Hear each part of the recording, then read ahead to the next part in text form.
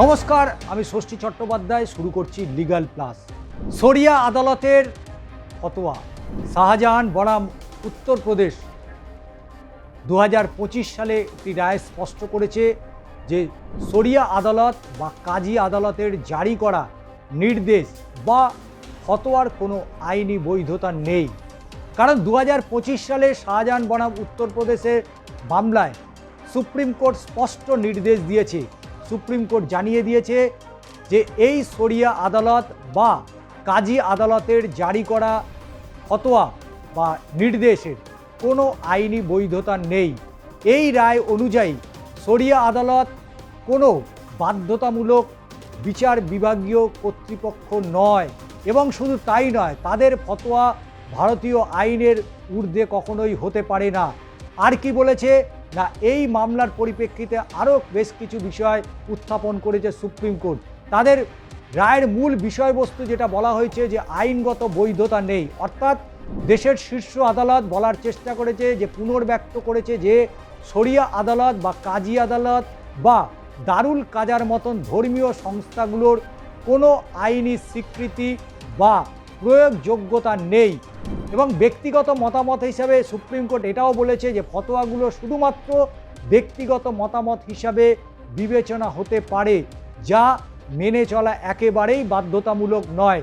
সাংবিধানিক প্রাধান্যতা কি বলছে না, সাংবিধানিক প্রাধান্যতা এই রায় ভারতীয় সাংবিধানিক এবং শুধু তাই নয়, গণতন্ত্রের কাঠামো ও আইনের যে শাসন বজায় রাখার উপর জোর দেয়। ব্যতিক্রমী হিসেবে সুপ্রিম কোর্ট এই মামলা স্পষ্ট করেছে শুধুমাত্র যদি উভয় পক্ষ স্বেচ্ছায় এমন কোনো সিদ্ধান্ত মেনে নেয় এবং তা যদি প্রচলিত ভারতীয় আইনের পরিপন্থী না হয় তবেই তা বৈধ হতে পারে। প্রেক্ষাপট কি হতে পারে তা সুপ্রিম কোর্ট বলেছে এই রায়টি মুসলিম নারীদের ভরণ পোষণ সংক্রান্ত একটি মামলায় দেওয়া হয়েছে, যেখানে শরিয়া আদালতের রায়ের ভিত্তিতে নিম্ন আদালতগুলোর যে রায় সেই রায় বাতিল করা হয়। এবং আজকে এই মুসলিম নারীদের যে ভরণ পোষণ এবং সেই সংক্রান্ত মামলায় আজকে বিস্তারিত আমরা আলোচনা করছি, কারণ শরিয়ত আদালতের কোনো আইনি মর্যাদা নেই। তাদের রায় ভারতীয় নাগরিকদের জন্য বাধ্যতামূলক নয়।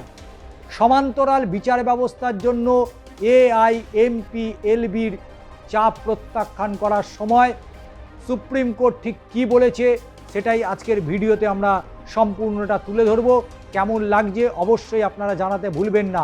দারুল কাজায় আপোস, দারুল কাজায় বিবাহ বিচ্ছেদ, এটি ধর্মনিরপেক্ষ দেশের পূর্ণাঙ্গ বিচার ব্যবস্থা সহ শরিয়া আদালতের বিরোধিতায় বর্তমান মামলায় গাফফার খান নামে এক মুসলিম ব্যক্তি পূর্বে মধ্যপ্রদেশের ভোপালে একটি দারুল কাজা অর্থাৎ কাজিয়াত এর মাধ্যমে তালাকনামা অর্জন করেছিলেন এবং শুধু তাই নয়, যার অর্থ প্রদানের বাধ্যবাধকতার বিরুদ্ধে যুক্তি উপস্থাপনের জন্য এটি ব্যবহার করেছিলেন।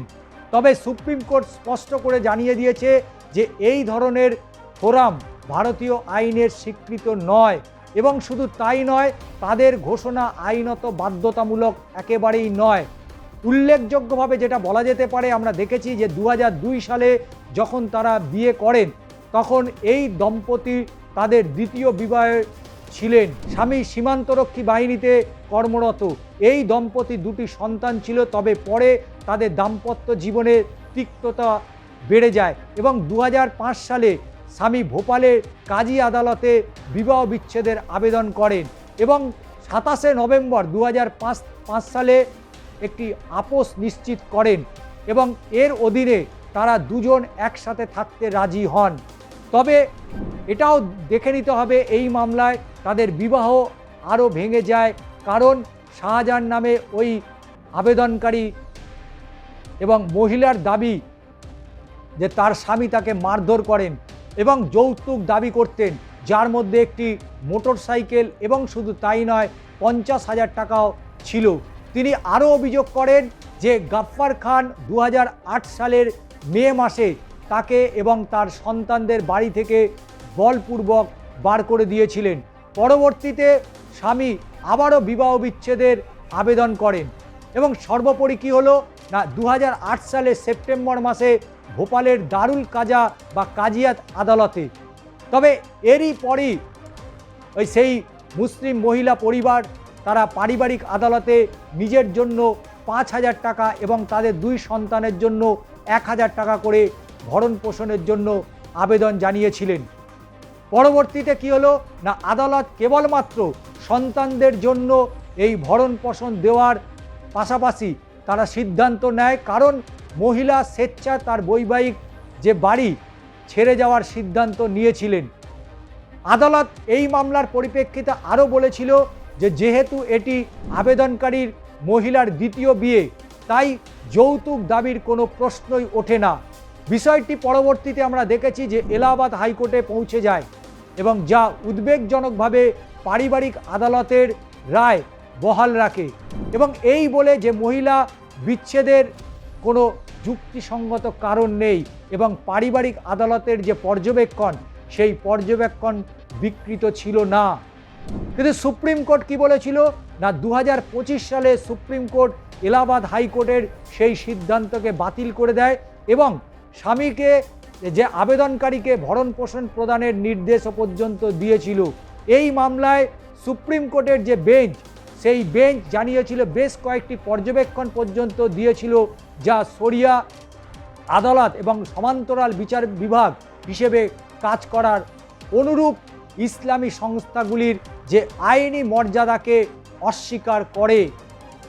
শাহজাহান কি করেছিল না শাহজাহান নিম্ন আদালতের রায়কে চ্যালেঞ্জ করে সুপ্রিম কোর্টে আবেদন করেছিল এবং তারপর যা মামলাটি ঘটল, যেখানে তিনি দাবি করেছিলেন যে তিনি নিরক্ষর এবং তার কোনো আয় নেই এবং তার পাশাপাশি বৈবাহিক বাড়ি ছেড়ে যাওয়ার জন্য তাকে ভুলভাবে দোষারোপ করা হয়েছে। তিনি জানিয়েছিলেন যে আপোস দলিল এবং শরিয়া আদালতের বিবাহ বিচ্ছেদের ওপর নিম্ন আদালতের যে নির্ভরতা তা বিরোধিতা করেছিলেন এবং পরবর্তীতে এই মামলা কোথায় গিয়ে দাঁড়ালো, কারণ শরিয়ত আদালতের যে আইনি ব্যবস্থা সম্পর্কে সুপ্রিম কোর্টের পর্যবেক্ষণ বর্তমান মামলার বিশ্লেষণ, যেটা অবশ্যই সুপ্রিম কোর্ট পর্যবেক্ষণ করেছে যে কার্যধারায় কাজী আদালত বা এই দারুল কাজা আদতে কাজিয়াতের আদালত এবং শরিয়া আদালত এর মতো বেশ কয়েকটি সংস্থা উল্লেখ করা হয়েছে। এর জবাবে আদালত তার রায়ে আরও স্পষ্ট করেছে যে পোস্ট স্ক্রিপ্ট বিভাগ এই বিষয়টি সমাধান করেছে। সেই মামলায় আদালত দারুল কাজা একটি সমান্তরাল আদালত কিনা এবং ফতোয়ার কোনো আইনি মর্যাদা আছে কিনা তা পরীক্ষা করে দেখেছিল। আদালত পর্যবেক্ষণ করেছিল যে আইন দ্বারা অনুমোদিত কোনো আইন কর্তৃপক্ষের রায় কার্যকর এবং শুধু তাই নয় বাধ্যতামূলক এবং আইন দ্বারা প্রদত্ত কোনো কর্তৃপক্ষের দ্বারা বিঘ্নিত না হয় পর্যন্ত তা মেনে চলার জন্য। তবে দারুল কাজার সিদ্ধান্ত বা ফতোয়া এই প্রয়োজনীয়তাগুলির কোনোটি পূরণ করে না। দারুল কাজা অর্থাৎ যোগ্য আইনসভার দ্বারা প্রণীত কোনো আইন দ্বারা তৈরি বা অনুমোদিত নয়। কিন্তু পরবর্তীতে অর্থাৎ অতএব এই দারুল কাজা বা সেই বিষয়ে কারোর দ্বারা জারি করা মতামত বা ফতোয়া আইন দ্বারা অনুমোদিত বিচার ব্যবস্থার অধীনে কোনো কর্তৃপক্ষের দ্বারা বিরোধের বিচার নয়। একজন কাজী বা মুফতির কোনো কর্তৃক বা ক্ষমতা নেই যে তিনি তার মতামত চাপিয়ে দেবেন এবং শুধু তাই নয় কোনো জোরপূর্বক অর্থাৎ বলপূর্বক পদ্ধতিতে তার ফতোয়া প্রয়োগ করবেন। কর্তৃপক্ষে অর্থাৎ মোগল বা ব্রিটিশ শাসন আমলকালে দেখেছি যে ফতোয়া মর্যাদায় যাই হোক না কেন আমাদের সাংবিধানিক যে পরিকল্পনা সেই পরিকল্পনার অধীনে স্বাধীন ভারতে এর কোনো স্থান নেই, এর কোনো আইনি অনুমোদন পর্যন্ত নেই, বরং দারুল কাজা কর্তৃক জারি করা কোনো আইনি প্রক্রিয়ার দ্বারা বা সংশ্লিষ্ট ব্যক্তির দ্বারা বা সেই বিষয়ের দ্বারা কোনো কারোর দ্বারা প্রয়োগ করা যাবে না। সংশ্লিষ্ট ব্যক্তি বা সংস্থার একটি উপেক্ষা করতে পারে এবং কারোর পক্ষে কোনো আদালতের সামনে এটিকে চ্যালেঞ্জ করার প্রয়োজন হবে না। এটি কেবল উপেক্ষা করা যেতে পারে। তবে বিশ্বলোচন মদন বনাম ভারত ইউনিয়ন মামলায় 2014 সালের রায়ে সুপ্রিম কোর্ট বলেছিল, অর্থাৎ দীর্ঘ সময় ধরে যে বিচার ব্যবস্থা, সেই বিচার ব্যবস্থায় কিন্তু ভারতবর্ষের প্রতিটা নাগরিকের যে সমান অধিকার, সেটাই মূলত এই মামলার মধ্যে দিয়ে শীর্ষ আদালত বোঝানোর চেষ্টা করেছে। এবং যে সমস্ত প্রেক্ষাপট বা যে সমস্ত পর্যবেক্ষণ সুপ্রিম কোর্ট দিয়েছে, তাতে একটা কথা স্পষ্ট সুপ্রিম কোর্ট জানিয়ে দিয়েছে যে ভারতের সংবিধান এবং ভারতের আইনি ব্যবস্থায় ভারতের প্রতিটা নাগরিকের সমান অধিকার রয়েছে। ধর্মীয়ভাবে তাদের বিভিন্ন আইন থাকতে পারে, কিন্তু সর্বসম্মতভাবে সুপ্রিম কোর্ট এটা অন্তত স্পষ্ট করেছে ভারতবর্ষের প্রতিটা নাগরিকের যে আইন, যে বিচার ব্যবস্থা, সেই বিচার ব্যবস্থার সমান অধিকার পাওয়ার